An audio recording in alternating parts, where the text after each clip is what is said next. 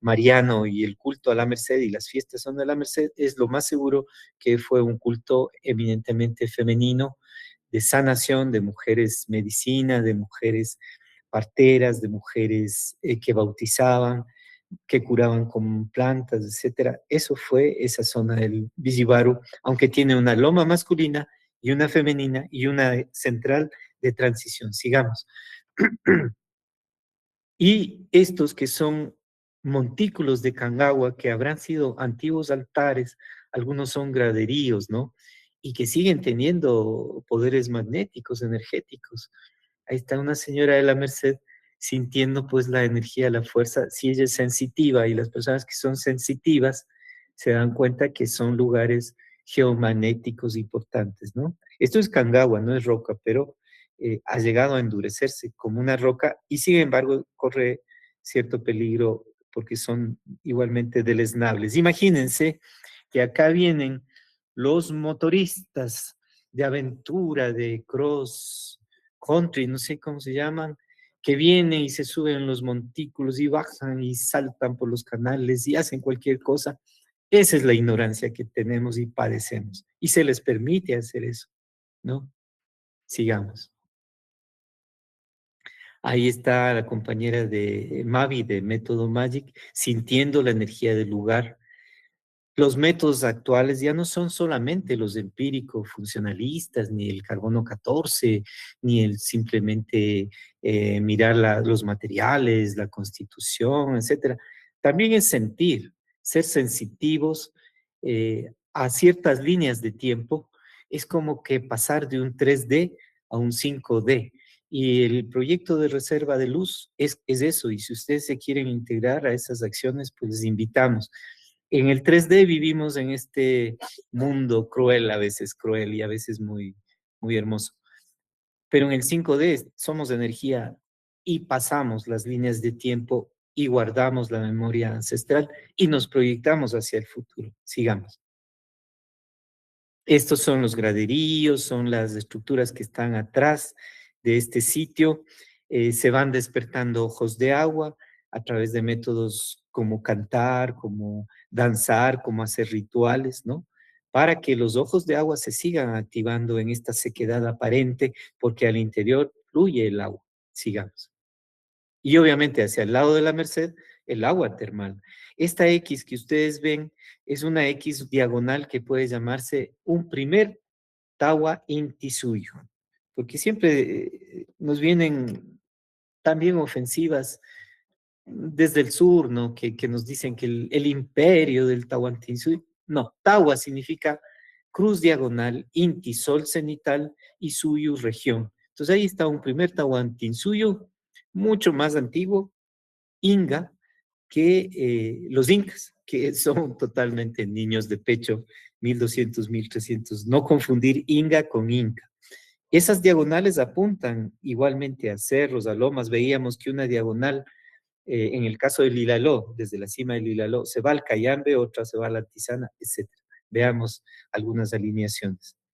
Vamos ya terminando un poco esto porque puede haber un pequeño diálogo. Hacemos el mismo método y vamos encontrando relaciones, ¿no? Sigamos.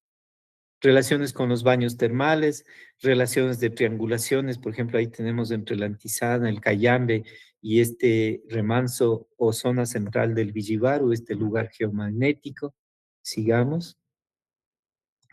Una de las alineaciones y ejes es a este lugar que es por definición Inga, ¿no? Que está en las zonas altas de Pifo, que es el famoso león dormido, ¿no? El Cuturcu. Si lo conocen, ustedes se lo ve cuando se va al aeropuerto. Eso es Inga, o sea, todo lo que es megalítico, lo que es misterioso, fantástico, mítico, eso tenemos que seguirlo investigando en esa primera capa del Kitu primordial, ¿no? Sigamos. Bueno, son alineaciones, ahí se ven. Hay una que me regaló eh, mi amigo Ángel Ceballos, me dijo, ¿dónde vives? Aquí. Me ubicó y dijo, mira, estás alineado con las piscinas del Tingo y las piscinas del Ilaló. Es un eje magnético importante. y me sentí reconfortado que vivo también en un sitio que de hecho es un templo, un lugar ceremonial, o lo fue alguna vez, y debemos hacer honor a que lo siga haciendo, ¿no? No es por cualquier cosa, sino porque tenemos que defender esos sitios ancestrales. Sigamos. Miren, esos megalitos en la zona de Chuspillacu, ¿no? Donde trabajan mucho, hay compañeros que están trabajando los pencos y obviamente el famoso ágave, ¿cómo se llama? El líquido que se obtiene, el shawarmishki. Esas terrazas otra vez aparecen, las patas, los escalonados, pero bastante deteriorados porque son antiquísimos, sigamos.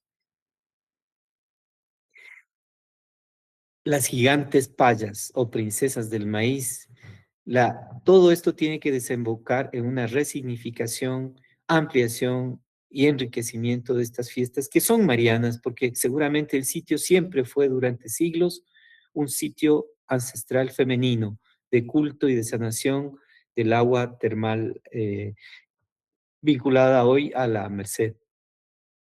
Y entonces la paya es el recuerdo de una gigante que habitaba ahí, donde los rucos, donde los sacharrunas, y vamos a ver en la siguiente imagen el taita y lalo, aunque está chiquito acá, debería ser también gigante, que es un taita de oro, que tiene oro, que en las cuevas del Ilaló guarda oro, pero hay que tenerle con mucho cuidado, y sus guardianes son los sacharrunas que van atrás, ¿no?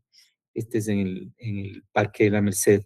Y él es dorado y tiene un sombrero dorado y un vestido más bien amarillo y un bolso dorado y un callado. Es un maestro. No se presenta siempre, sino cuando es necesario. Y cuando es necesario cierra las cuevas, por si acaso. Aquí no creo que nadie esté interesado en ir a buscar oro en el Ilaló, que no sea el oro de nuestra conciencia, de nuestro corazón luminoso. Ahí se abren las puertas y nos sigue abriendo espacios. Veamos las siguientes imágenes. Entonces vienen las ritualizaciones, ahí está el taita Nicolás Taxo, compañeros que vinieron desde Tumbaco, personas que también eran de la Merced, representantes del GAD, de la Reserva de Luz, ahí haciendo una ritualización para proteger el sitio. Conste que esas protecciones son necesarias. Sigamos. Ahí estamos escuchando al Taita Nicolás, haciendo una actividad en el equinoccio de septiembre y una similar vamos a hacer el 21 de septiembre, 21 de diciembre, domingo, y están cordialmente invitados e invitadas. Sigamos las próximas imágenes, haciendo la protección de los lugares, vislumbrando a esas terrazas, a esa zona de Linga, ese eje, a dónde más nos va a seguir llevando ese eje para seguir explorando. Les seguimos invitando a que se integren a estas caminatas y creo que es la última imagen, la siguiente. Eso, donde les decimos pues fuerza y luz del Ilaló, integrarnos ahora hay en el Reserva de Luz, Facebook, podcast, YouTube, entiendo que Instagram, ese es básicamente este último PowerPoint vinculado al proyecto Reserva de Luz que ustedes pueden seguir en adelante. Bueno, ve, estamos 10 para las 8. Espero que no se me hayan dormido en el transcurso. Si quieren todavía y tienen tiempo, pues algo podemos conversar, pero les invitamos a que se integren, a que participen en este solsticio y en estos proyectos vinculados a la Gran Reserva de Luz del Ilalo.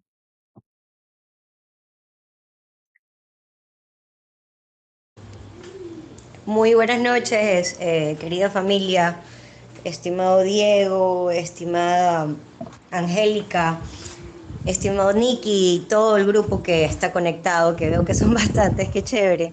Qué gusto estar escuchando y compartiendo también. Tenía una pregunta. ¿Cuál es, a ver, en los registros de las edificaciones megalíticas que tienen ahí, que son gigantes, eh, ¿tienen noción, o sea, específicamente como que de qué medidas sean? Bueno, esa es una de las preguntas que tengo. Y de ahí otra es que, bueno, en mi entender, en mi imaginación, siempre pensé que estos animales tenían que haber convivido con gente gigante también. Y tiene como que una lógica porque simplemente por gravedad es lógico que tal vez todo también haya sido más grande y es como cuando es la siembra y la cosecha, o sea, cuando uno siembra en cierta fecha específica, crece el tubérculo hacia adentro o crece el árbol hacia afuera. Entonces pienso que tiene mucho que ver con eso y no sé por qué lo entienden así como otras personas, como que si fuera algo tan fantástico o algo que nunca pudo haber sucedido o algo así como ilógico, porque no sé, como siempre lo he pensado que es súper, súper lógico. Y ahora ver estas animaciones que han hecho con IA, justamente es como me había imaginado que podía haber sido, por un lado. Y por otro lado, coincido bastante también con lo que indicas, Diego, los nombres que han puesto a todas nuestras cosas ancestrales, como las Valdivia, Tolita, Manteño, Huancavilca, en fin. O sea, siempre que yo hablo de la Valdivia es como me incomoda bastante decir Valdivia porque es como que digo, no, es que no tiene nada que, o sea, sí, pero no, o sea, no va por ahí.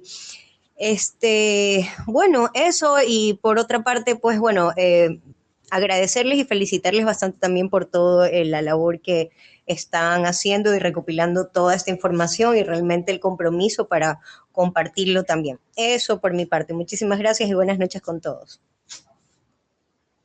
Sí, muchas gracias. Claro, las condiciones, por ejemplo, ahora se ha visto de hace millones de años de la Tierra, generaron unos árboles inmensos que hoy se entiende que son rocas, incluso grandes lomas, ¿no? Hace millones de años. Y en todo caso, la megafauna, los megaterios, los paquidermos, los armadillos gigantes, los mastodontes, ¿no es cierto? Mamús, etcétera,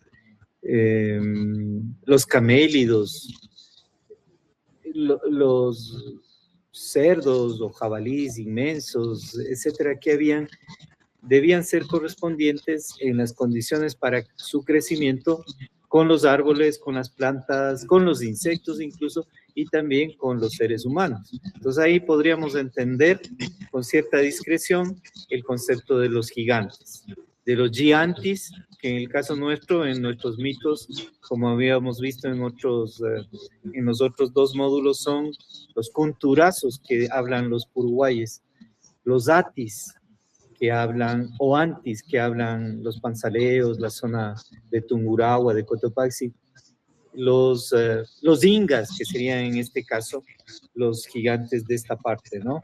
Cuando se habla, por ejemplo, en Ingapirca de la cara del Inca, no, es la cara del Inga y es una cara que está atrás en el Farallón, hacia el río Silante. O cuando se ve en Apuela unos farallones con unos rostros gigantes, esos son rostros megalíticos, ¿no? ¿Quién los hizo? ¿Cómo pudo subirse y cómo los fueron perfilando? Eso ya es un tema a discutir con mucha apertura, con mucha fluidez y no cerrarse por miedo, porque normalmente es por miedo y en otros casos por interés. Entonces, en el caso nuestro, no, cuando hay cosas que rebasan un poco nuestra racionalidad en 3D, lo decimos es mítico, mitológico, primordial, ¿no? Y tratamos de que no se desvirtúe el caso, porque aprovechando de esos casos, como tú sabes muy bien, se logran establecer estigmas y aniquilar a las personas, su imagen, etcétera, lo cual tiene mucho miedo ciertos investigadores. Entonces prefieren mantenerse, esconden. Hemos sabido de relatos de que encuentran cosas, las esconden. ¿Para qué? Para que no los saquen de la academia, para que no los voten de la universidad, para que la ciencia oficial, para que la iglesia no los condene, a pesar de que en la misma Biblia habla de los famosos gigantes Nefilim, ¿no es cierto? Habla de los kunturazos, eran los ángeles, etc. Entonces, todo es cuestión de ahora ir de una manera juiciosa, relacionando de una manera pues también discreta, ¿no? Sin generar efectismo, pero obviamente las pautas están dadas ahí.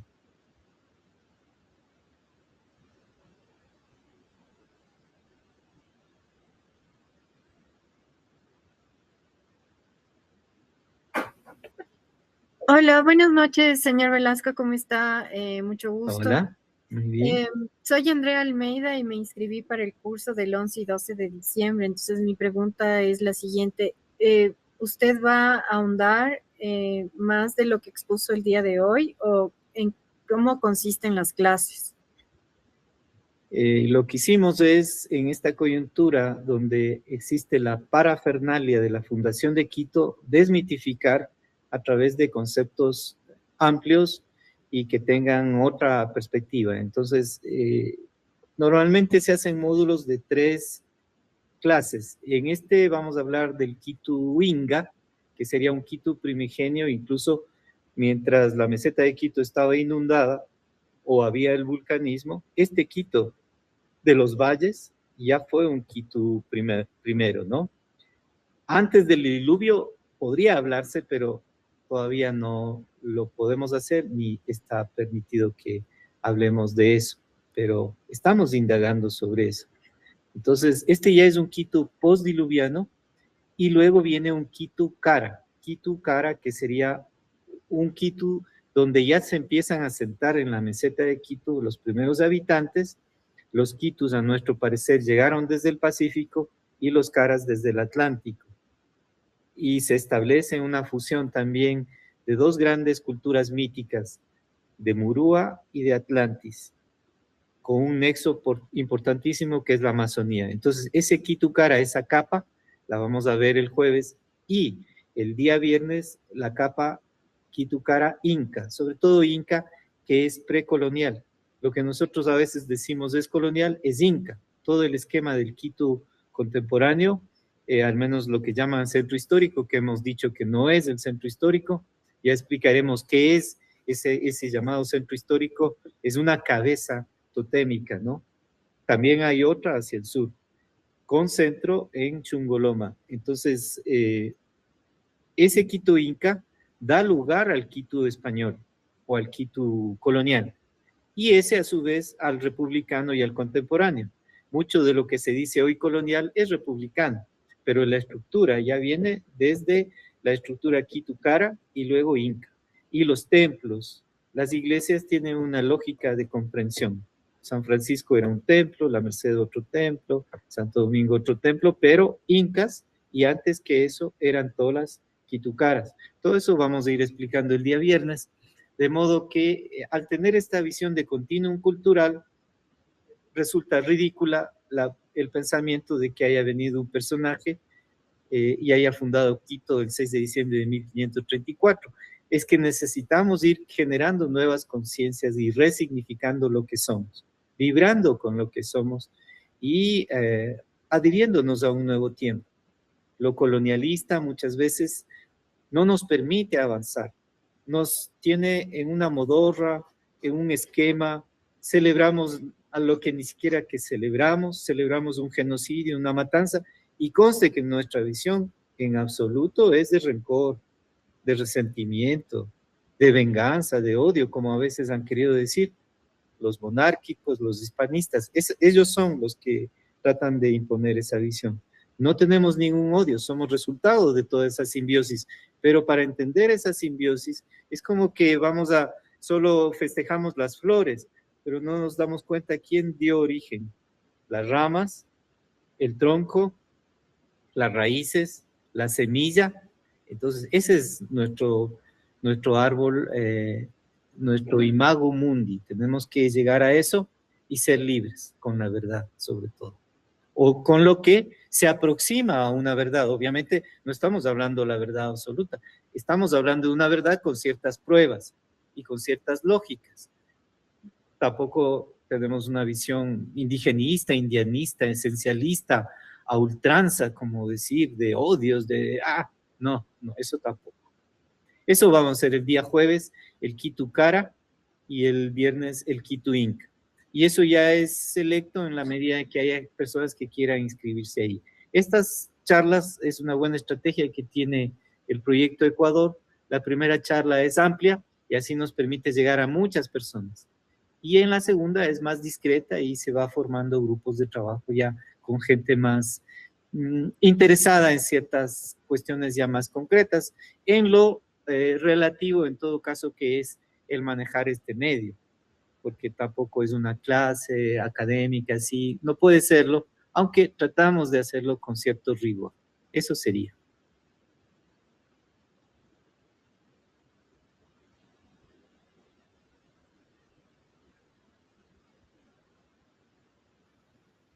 Hola, buenas noches a Parece todos. que levantaron la mano, sí. Sí, Pueden hablar nada más, sí. ok, gracias. Bueno, buenas noches a todos, a todas. Gracias por este espacio. Yo quería preguntar, me llamó la atención cuando dijo que en el mito de los Kitucaras la serpiente ocasiona o genera o está relacionada con el diluvio. Eso me llamó la atención y quiero justamente hacer esa consulta. Y la otra es si se puede ver la charla que hubo sobre los tallos o si tal vez habrá otra. Eso, gracias. Ya. Eh, sí, no sé si esas charlas sí están grabadas, pero creo que están socializadas con las personas que estaban en ese momento asistiendo al curso, pero por mi parte, o entiendo que Nikki no tiene problema que tú tengas alguna interés especial sobre eso y se puede compartir, tienes que dirigirte a Nikki Armas. En el otro caso, entiendo que ha habido charlas anteriores de Cintia Andrade que se ha especializado en el tema del diluvio de los Quitus y en ese relato, ¿no? ¿Quién lo origina? Hay uno parecido de los mapuches, una serpiente. Pero esa serpiente, ¿qué puede ser? Tiene muchas explicaciones. Sin embargo, en el territorio, la serpiente es la quebrada de Rumipamba, que luego baja al Machángara, y seguramente hay un eje que se llama el Corredor del Agua, que va hasta la zona del Napo, donde están los, los megalitos, la zona de Cotundu, que es todo un eje hídrico que viene del Pichincha y llega hasta el Napo, hasta el Quijos, ¿no? Entonces, esa sería la serpiente física en el territorio, pero la serpiente mítica es que el tiempo, el devenir es una serpiente y hubo un momento en que las condiciones de la Tierra se pusieron de tal modo que hubo un cataclismo y generó el diluvio. Pero en el caso del diluvio de los Quitus, que lo recoge Juan de Velasco y lo aclara Alfredo Costales, los Quitus enojan a la serpiente Pini, Pi es agua en Quitúa original, Pi, y entonces Pini es enojada porque le lanzan flechas y le atacan, entonces se desquita lanzando agua a borbotones e inunda la meseta de Quito, entonces los quitos tienen que ir subiendo a las zonas altas. Por eso se encuentran estructuras megalíticas, a propósito, esto conoce muy bien Cintia, en el Pichincha, en Cruz Loma, hasta el Ruco Pichincha. Todo eso lo han querido ocultar e incluso lo han dinamitado para que desaparezcan esos megalitos. ¿Y quiénes habrán sido, no? Para poner ahí un teleférico y para poner ahí una iglesia en singular. Ustedes van del teleférico a la izquierda y miren una cantidad de megalitos dispersos sobre el terreno. Ahí hay un pucará, sobre el pucará hay antenas, se sigue hacia el Ruco y ustedes van a encontrar escalones, templetes, figuras totémicas en piedra, etcétera. Eso en algún momento lo podremos explicar o algún compañero de nuestro grupo lo puede hacer porque se ha especializado en eso. Por ejemplo, Henry Males ha estudiado esos megalitos de arriba del Ruco, el mono sobre todo que le llaman.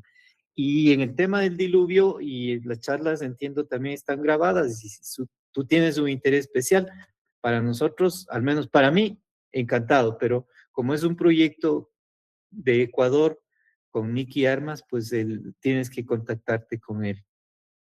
Con Nicky Armas. Ok, muchas gracias.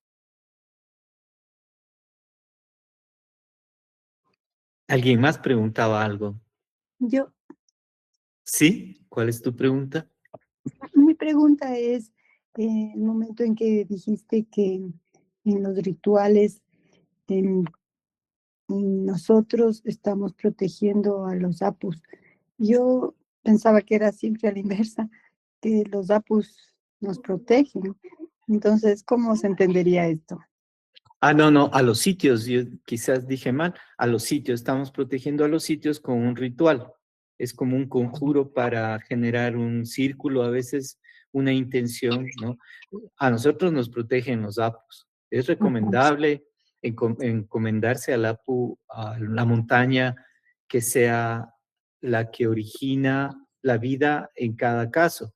Por ejemplo, yo eh, me he encomendado siempre al Pichincha, pero en términos particulares al Panecillo, a Shungoloma. Yo fui engendrado cerca de ahí, viví ahí hasta mis 5 años, cercano en la calle Ambato, pero siempre me he sentido hijo del Pichincha, que es un gran edificio volcánico, ahora lo veíamos maravilloso, qué gigante, e inmenso es, por eso merece reverencia.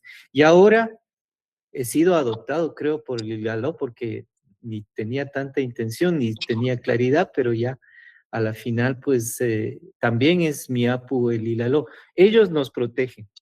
Hay que dirigirse a ellos para intencionar, para meditar, para hacer ejercicios, para captar energía. Si ustedes se dan cuenta, los yachas, las personas de conocimiento que hacen rituales en las cimas, los que hacen positivos, obviamente tampoco hay que pensar que todos son positivos, atraen esa energía y piden y nombran a los diferentes apus para que convoquen energías. Si los vemos en las imágenes primeras, ya en términos nuestros racionalistas, geobiológicos, son los ejes de energía que son los vectores. Son estas líneas, estas flechas que se hacen entre apus, que son la malla electromagnética de la Tierra. Entonces, claro, ellos son los que nos protegen. Yo decía que estábamos haciendo un ritual para proteger a ese sitio. ¿Por qué? Porque esos sitios son guaqueados, son expoliados. Incluso viene la gente, decía, las motos y se pasan por encima. Entonces, hay cosas que no podemos impedir, al menos de carácter físico. Vamos a hacer lo posible, pero a nivel energético y de intención se protegen a través de pequeños rituales. Eso es lo que quise decir. Ah, ok, ok, entendí mejor. Gracias.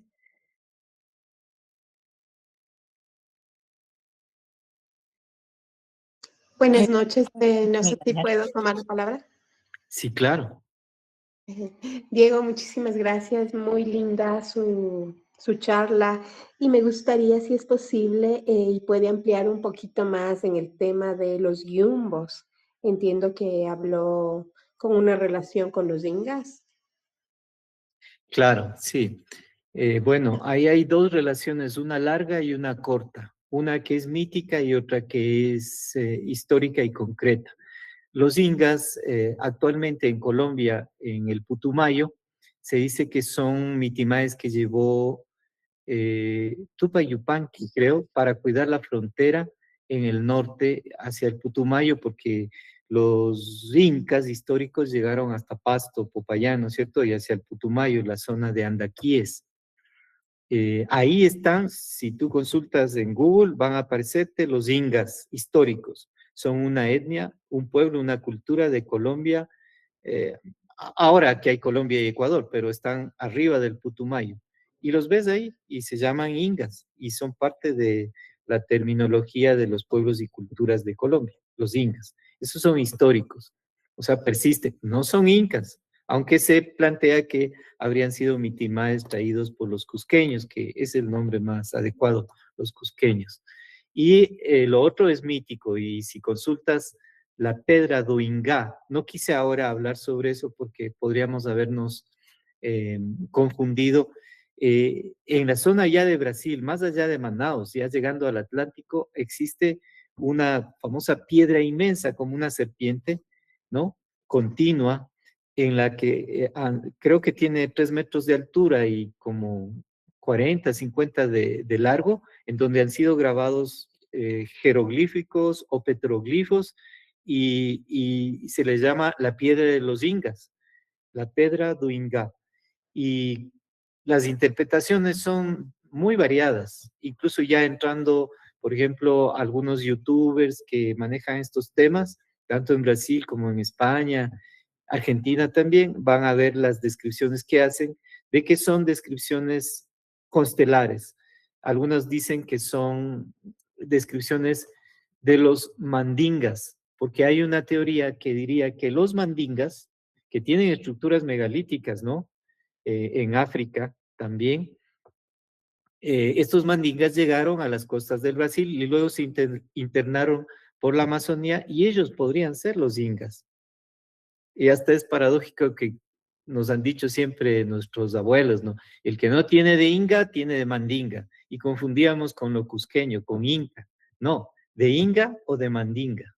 O sea, mandinga, los mandingas africanos, y los ingas, los antiguos gigantes que habitaban aquí en las cordilleras orientales y hacia la Amazonía, donde se encuentran estructuras líticas. Explicamos en un taller anterior las de Yanganatis, esos inmensos muros, o en los tallos, esas pirámides con inmensas piedras, ¿no?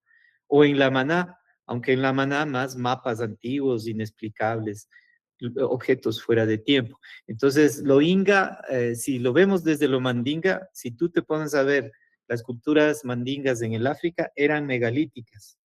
La zona de Rhodesia, se están descubriendo nuevas ciudades, pero el África, obviamente, en la perspectiva colonialista, era atrasada, era bárbara, era primitiva, solo servía para sacar las minas de oro, cosas así, ¿no? Entonces, no, o sea, el África, aparte de ser en la visión relativamente contemporánea la cuna de la humanidad, ¿no? Que no es tan cierto, pero digamos, ¿de qué humanidad o en qué condiciones?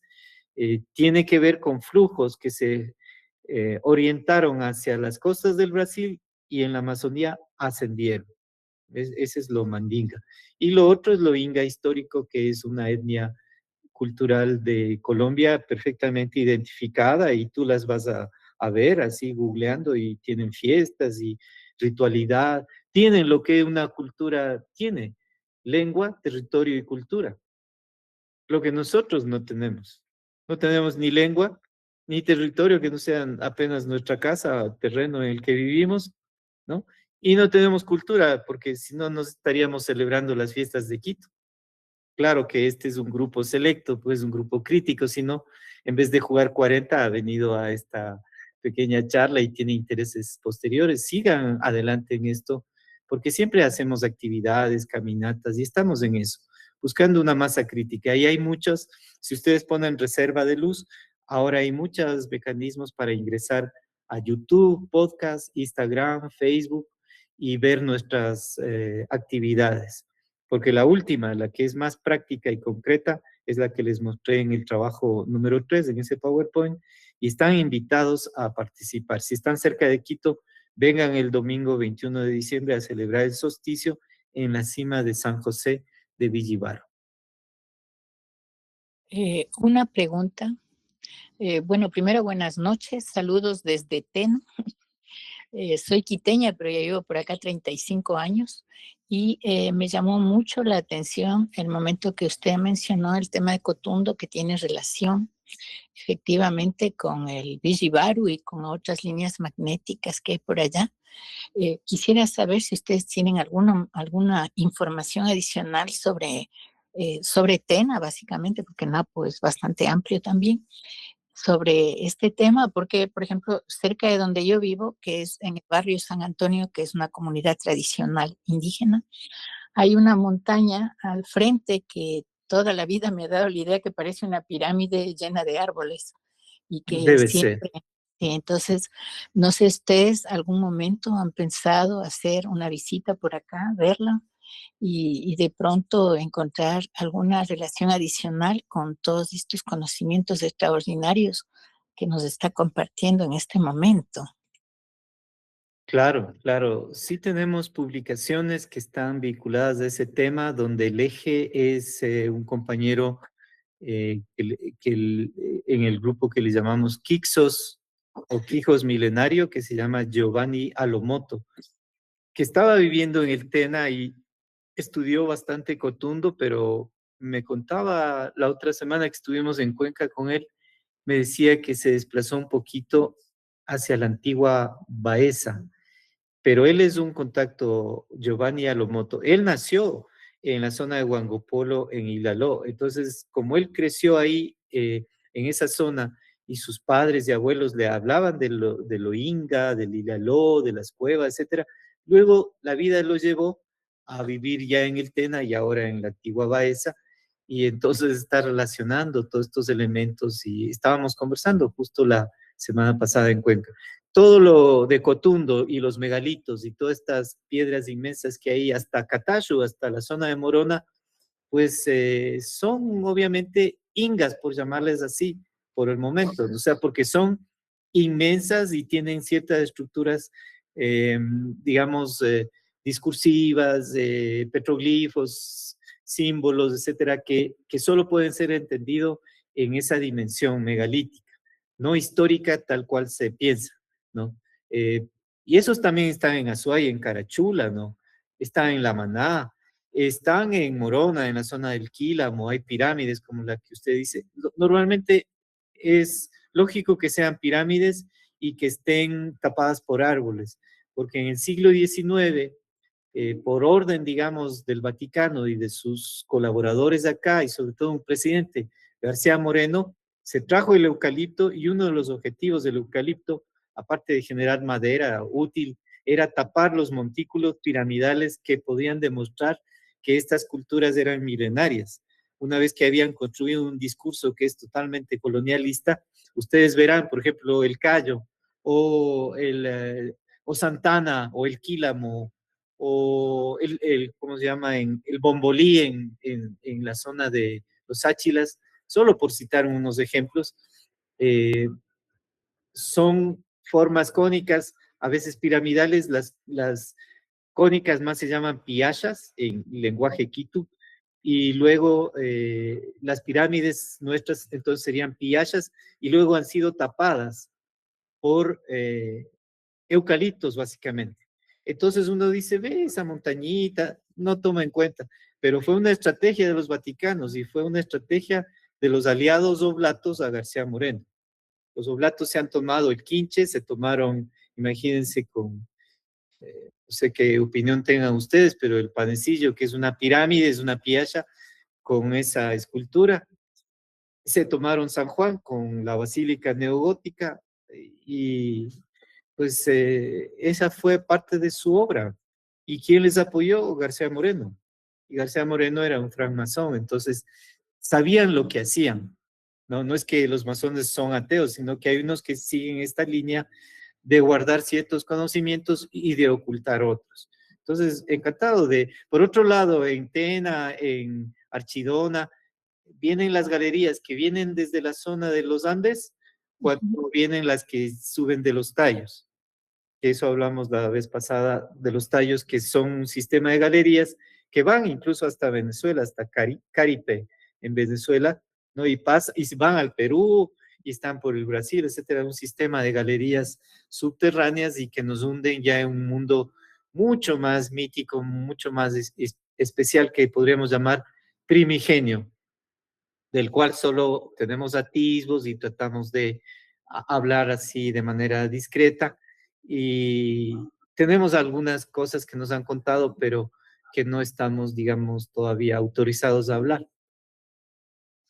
Pero bueno, le agradezco realmente, me parece increíble todo lo que usted comenta. O sea, sé que en las cavernas de Jumandi y todo tienen salida para Misahuallí, no sabía lo otro, pero sí he visitado algunas cavernas en la zona de Archidona, en los cuales efectivamente he encontrado árboles petrificados. Entonces están bajo el suelo, son árboles, y no hay cómo negarlo, o sea, son árboles petrificados. Entonces, no sé si algún dato tienen interés en venir por acá, sería una cosa muy, muy interesante también. Claro, la primera instancia es contactar con el coordinador de nuestro grupo hermano en esa zona, que es Giovanni Alomoto. Hay Perfecto. otros compañeros, entonces hay que...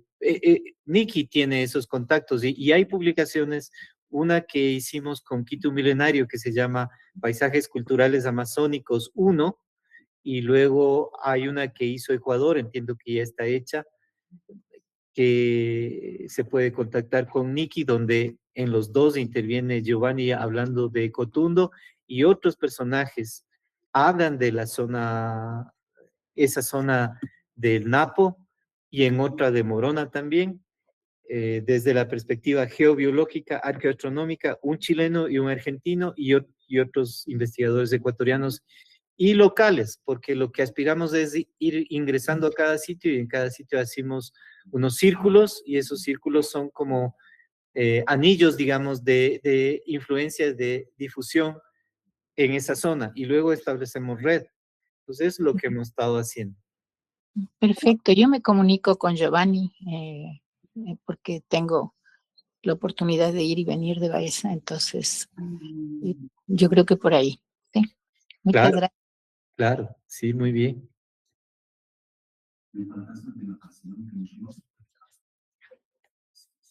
Una pregunta, estimado Diego. Tal vez se sabe algo de si han tomado resonancias magnéticas en estos espacios como montañas o lugares así, o como lugares piramidales aquí en el Ecuador, o tal vez en la zona de Quito, porque bueno, a mí en lo personal, siempre que he viajado y las veo, siempre pienso que son como construidas o de alguna forma tienen formas de personas o de cosas, ¿no? Estos montículos, o parecen pirámides tal cual, pero que están tapados ya por la vegetación. No sabía que había sido específicamente intencional en cierto punto, como indicas, para taparlas específicamente. No pensé que había sido tan así, pero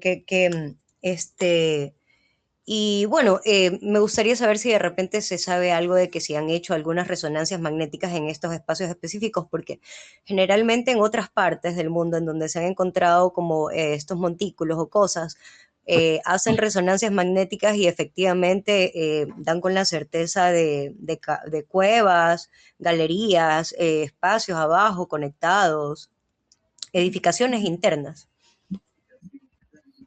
Sí, el tema es delicado ahora, pero sí existe gente que está investigando eso. Por ejemplo, sobre estos montículos, no por casualidad, son piramidales y han sido tapados muchas veces para camuflarlos. Lo que va a existir ahora es antenas y van antenas que aparentemente van a llegar a 5G. O sea que están localizadas en puntos que son geomagnéticos definidos para aprovecharlos como en su momento, en alguna humanidad anterior, se los aprovechaba para hacer un sistema de red electromagnética de comunicación y de captación de energía que viene, digamos, desde el mundo celeste y se mete al intraterrestre. Entonces, esas energías libres de las que hablaba Nicolás Tesla, están vinculadas a esto. Y lo que quería decirte es que sí hay estudios y pormenorizados, pero paradójicamente, ¿de quién? De aquellos que instalan los sistemas 3G, 4G y 5G, y de aquellos que luchan, que son activistas para evitar ese tipo de radiaciones. Entonces yo te puedo contactar con una persona, le voy a decir sus iniciales, RB, que tiene un mapa muy detallado en el Ecuador de dónde están estas antenas y qué potenciales impactos tienen de radio de influencia que nos están generando impactos. En la medida que estemos más concentrados en las ciudades y cercanos a esas antenas, que no es por cualquier cosa, que están superponiendo antiguas pirámides, lomas, montañas, etcétera, es por esa misma captación. Entonces generan radiaciones que son nocivas en su mayoría. Entonces esta persona RD tiene el mapa, alguna vez me mostró y me quiso compartir, pero tan pesada esa carga porque corresponde a grupos que estudian ese tipo de radiaciones que se están haciendo en el mundo y que son toda una red, pero que podría revertirse en el mejor de los casos, así será, para recuperar esas lomas, esos cerros, esas montañas en beneficio de la gente y no en beneficio de estas élites, de estos grupos perversos y oscuros, ¿no? Entonces sí existe eso, incluso con altas tecnologías de medición. Yo te voy a poner en contacto, si tú deseas, con RB y él podría, si considera, te podría compartir eso.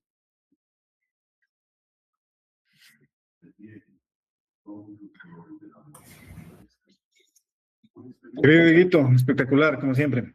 Agradeciéndole muchísimo ¿Ah? todo. 2 horas y media, bueno, Sí, pero y a si todos, hay queridos amigos. interés, encantado. Claro que sí.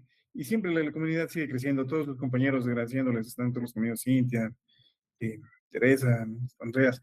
Pero bueno, esta es la última charla abierta del año. Les invitamos más bien que nos acompañen en la próxima semana con Dieguito, donde se profundizan todos estos conocimientos que son muy ancestrales, que son prediluvianos. Entonces, siempre muy compenetrados con este concepto de dar esa identidad, ratificar que no somos solo de medio siglo o de medio milenio, sino somos milenarios.